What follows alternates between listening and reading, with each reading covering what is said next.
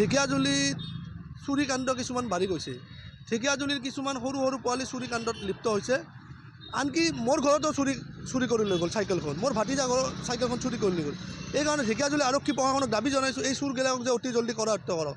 আৰু আপোনালোকৰ মিডিয়াৰ দ্বাৰা আমি ক'ব চাইছোঁ, এই চুৰগিলাক যে কৰি আছে তাৰমানে ড্ৰাগছ খোৱা আৰু গাঞ্জা খোৱাৰ কাৰণে, তাৰমানে ড্ৰাগছ গাঞ্জা খাব নাপালে পাগল হৈ যায়।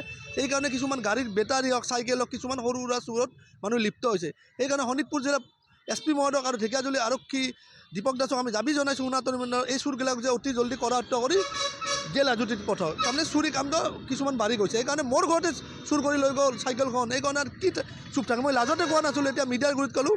সেইকাৰণে মোৰ ঘৰতে যে এই চুৰটোক ধৰি মোৰ চাইকেলখন যে আৰক্ষী ওলাই দিয়ে।